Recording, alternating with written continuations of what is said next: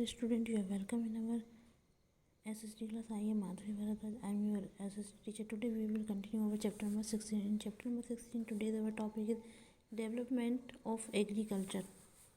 Agriculture development means improvement in the agriculture. So, as to increase farm production, it is essential for the improving food security, availability of food and access to it. And we say there is food security when enough food for all the people is available at all the time and all the people have the access to it. Agriculture जो development है इसका मतलब ये होता है कि हमारे agriculture में इम्प्रूवमेंट धीरे धीरे बढ़ते जा रहे हैं और इसका प्रोडक्शन जो है वो बढ़ता जा रहा है।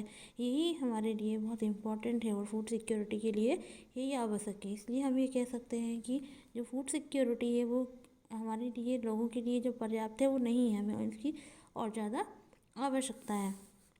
Following step should be taken achieve this goal. इस गोल को हम अचीव करना चाहते हैं, इसके लिए हमें कुछ स्टेप लेने पड़ेंगे। Organic manure should be use to obtain the higher yield instead of the using chemical fertiliser and the pesticide. हमें पेस्टिसाइड और केमिकल फर्टिलाइज़र की जगह पर ऑर्गेनिक मैन्योर से बना हुआ जो खाद होता है वही यूज़ करना चाहिए। High yielding variety of the seed should be use for the food production. हमें हाई यील्डिंग वैरायटी वाले सीड यूज़ करने चाहिए। Both the crop area and the number of the crop grown should be increases. हमें जो number of the crop grown करने चाहिए और increase करने चाहिए। Agriculture development should be aim to increase the food security. Agriculture development जो है इसका मेन उद्देश्य हमारी फूड सिक्योरिटी को इंक्रीज़ करना है। Irrigation facility should be improve. Irrigation है उसकी फैसिलिटी जो है वो भी इम्प्रूव करनी चाहिए, मतलब जो सिंचाई की जो टेक्निक है वो भी इम्प्रूव करनी चाहिए। Modern tool of agriculture should be use to get more the production and profit. जो मॉडर्न टूल एग्रीकल्चर हैं वो हमें और ज़्यादा प्रोडक्शन देने चाहिए और प्रॉफिट कमाना चाहिए। In the world different countries have the different level of agriculture. हमारे यहाँ पर डिफरेंट कंट्री में बहुत सारे जो एग्रीकल्चर के लेवल हैं। For instance development countries like the USA, Canada and Australia. और बहुत सारी जो डेवलप कंट्रीज हैं जैसे USA है, कैनेडा है, ऑस्ट्रेलिया है, इनमें लार्ज फॉर्म्स पाए जाते हैं। These countries use the advanced and the modern technique in the agriculture and activities. On the contrary, the developing countries have a large population in small form. उनके पास जो large population है और form छोटे छोटे हैं, small हैं। They practice as intensive agriculture to meet the demand of their families. Let's understand about the agriculture to in a developing country with the help of the following case studies. In the average farm in India, an average Indian farm much smaller in size, on the average 1.5 hectare. The soil is fertile and the farmer is able to grow 2 crops in the year. The farmer is not financially well off and there is a limited use of the good quality seed, fertilizer, pesticide, and he doesn't own any farm machinery and the hires it on the rent whatever and whenever the required, and he borrow water for the irrigation from the village tube well. He can get loan from the villages corporation bank.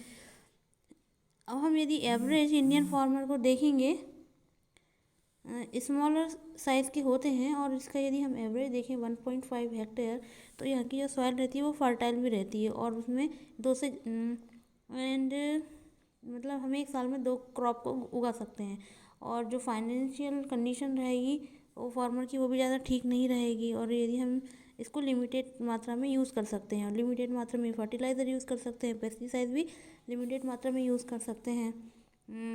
और यदि हम इस farm को देखें तो higher कर सकते हैं और जब कभी हमको इसकी आवश्यकता होगी तो हम इसे उधार भी ले सकते हैं।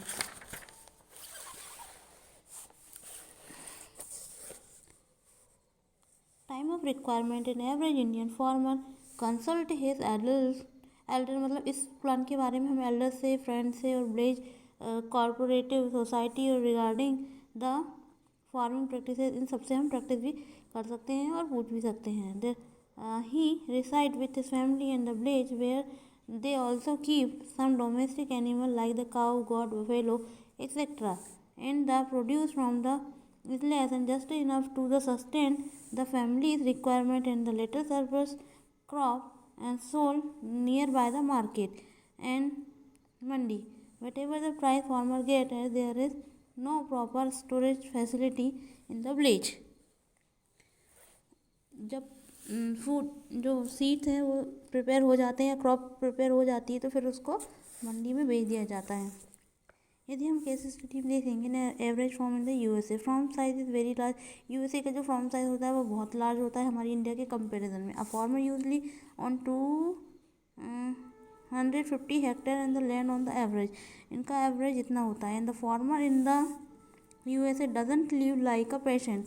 वो केवल किसान जैसे ही नहीं होते बल्कि लाइक अ बिजनेसमैन, वो बिजनेसमैन जैसे होते हैं. He takes help of the specialised laboratories for the soil testing based on the laboratory report on the farmer, and plan about the type of the seed and the pesticide and fertilizer to be the used in the farm, and all kinds of the modern machinery are used to the farming. A farmer use the tractor. इसमें जो farmer है वो tractor का use करते हैं. and the drill combine harvester और drill combine harvester का use करते हैं. growing the crop and pesticides are often sprayed the aircraft. After the harvest the grain is stored in the automatic machine, and the farmers usually take help the marketing agencies and sell them the farm produce.